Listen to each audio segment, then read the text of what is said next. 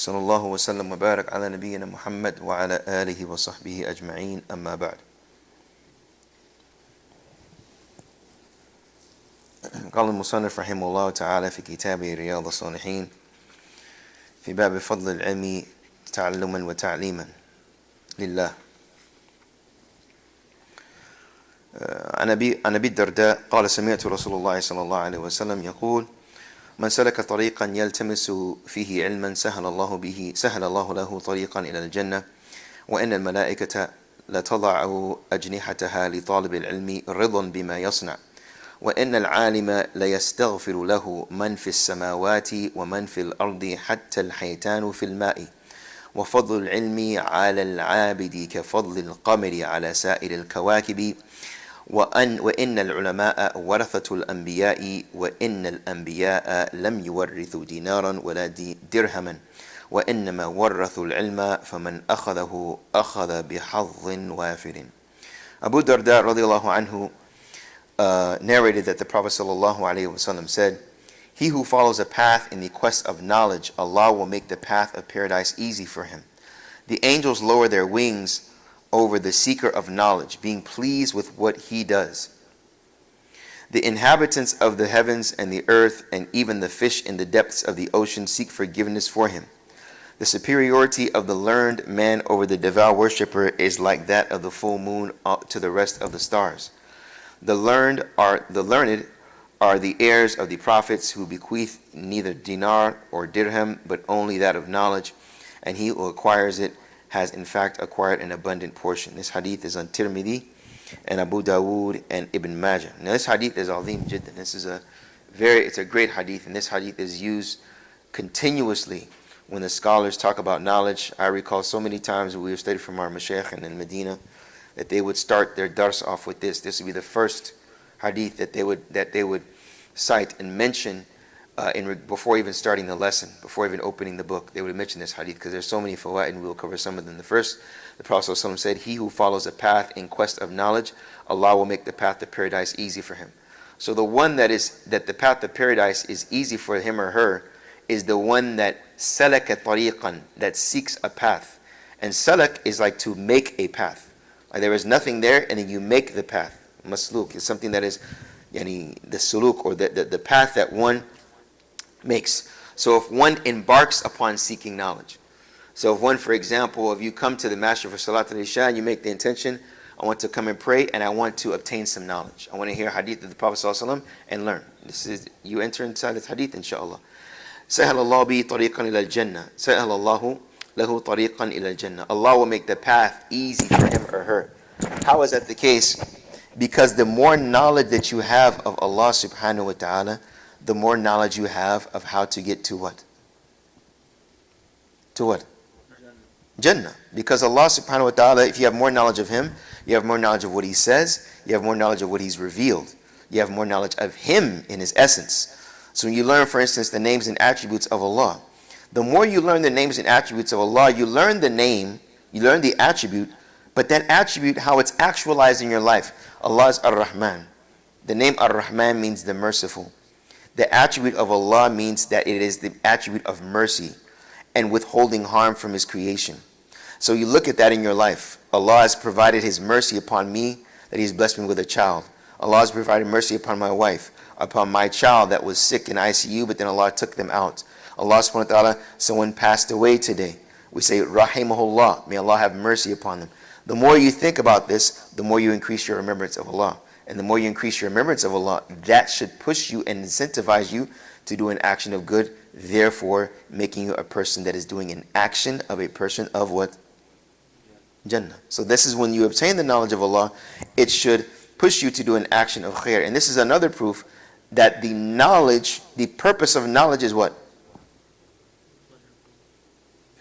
Action. The purpose of knowledge is action. And the action is what? Yes, seeking the knowledge, Allah is pleased with that. But more importantly, Allah is pleased with the one that acts upon their knowledge. Then the Prophet ﷺ said, the angels lower their wings for the seeker of knowledge, being pleased with what he does. So inshallah, the angels are with us now, being pleased with what each and every single one of us are doing. We're sitting, we're praying to Allah subhanahu wa ta'ala, fulfilling a faridah, an obligatory action, and then we're listening to the statement of the Prophet ﷺ, the angels are pleased with this. And the Prophet ﷺ said that they lower their wings for the seeker of knowledge, being pleased with what he does, being that he or she is seeking the knowledge. The inhabitants of the heavens and the earth, and even the fish in the depths of the ocean, seek forgiveness for him. Now this is another proof that we don't rely on our what? This is a strong proof that brings a very important principle in regards to our intellectual exercise in Islam. I'll read it again.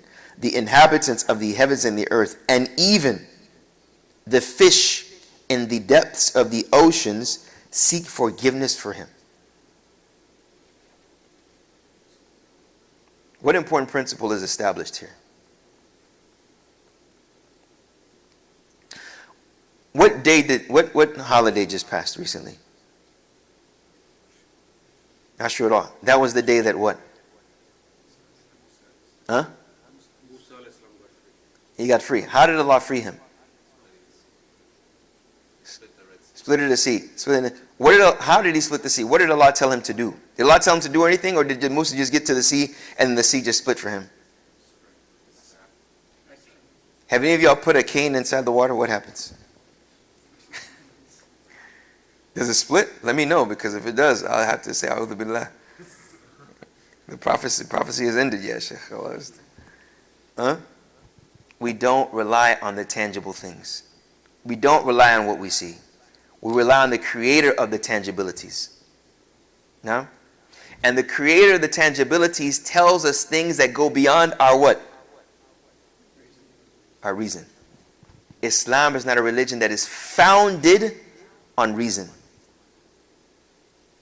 This is very important. When we wipe our khufs, if you have khufs, you wipe your sock, do you wipe the bottom of it? Which is the dirtiest part of your sock, the bottom or the top? The bottom. Ali radiallahu anhu said that if this religion was built upon our intellect, founded and couched in our intellect, we would wipe the bottom of our sock as opposed to the top. Not to say that there's no room for intellect in Islam. Allah says, أَفَلَا تَعْقِلُونَ. We use our intellect, but that intellect is a product of, or a byproduct of, that which we have seen from revelation. Because revelation is that in it of it, the revelation in and of itself is beyond our intellect. The revelation came to the Prophet ﷺ from angel Jibreel. The angels itself is beyond our what? Intellect. So here the Prophet ﷺ is mentioning that the inhabitants of the heavens and the earth, and that's why it says even حتى الحيتان في الماء. Even the fish, what do? Seek forgiveness. How can a fish seek forgiveness? Allahu what? Allahu A'lam. But we confirm that the fish seek forgiveness for the scholar.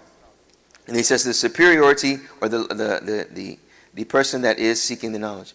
The superiority of the learned man over the devout worshipper is like that of the full moon over the rest of the stars in brightness. And this is the shahid here, that all of this is the fadl al-ilm, the virtue of knowledge and seeking it and teaching it for the sake of Allah.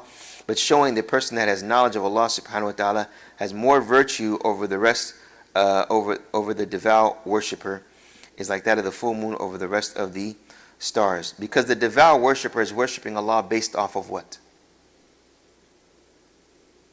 Knowledge of Allah.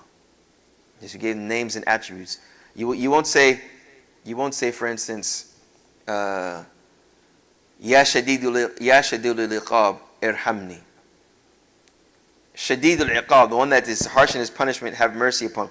So you will say Ar-Rahman Irhamni. So the more knowledge you have of Allah, the more you will apply it in the appropriate fashion. The worshipper of Allah has knowledge of Allah, has obtained their love and increased in their relationship with God. This is why the one that doesn't pray, this is a strong sign that could be one of the strongest pathways for them to separate themselves from the remembrance of Allah and from even Islam if it continues on. Because shaitan is continuously poking at him or her. So Allah subhanahu wa ta'ala, the Prophet ﷺ is showing the superiority over that one, because the worshipper worships based off of knowledge. And the knowledge was given by the prophets, and the inheritance of the prophets are the ulama. And that's what the Prophet ﷺ said. The learned are the heirs of the prophets, who bequeath neither dinar nor dirham, but only that of knowledge. So who he acquires it is indeed acquired an abundant portion. So this shows again that the money that we may see is not as virtuous as the knowledge that is obtained. the most noble thing that an individual, the most noble position for a human being is to be an abd, is to be a servant of Allah. So when a servant learns more about its master, that's only going to increase them in their what? Obedience, their servitude. This is the only, think about it, and we'll end here. This is the only time the human being strives to be a slave. The more you are other than Allah, when you are a slave of it, it can distract you to the degree to where you commit shirk. Think about it. Even your own desires, when desires become your Lord. And this is what we're seeing nowadays with liberalism, with what's going on in society, with follow your own desires, follow your feelings. If you don't accept my feelings, you don't accept me, because it's based off of my desires. It ends at my desires. It doesn't end at who I desire from it being Allah subhanahu wa ta'ala.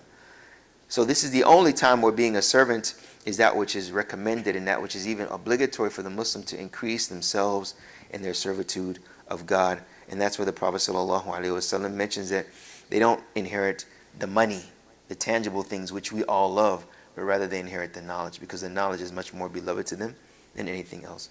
So may Allah subhanahu wa ta'ala make us His servants. May Allah subhanahu wa ta'ala allow this servitude to increase us in this life.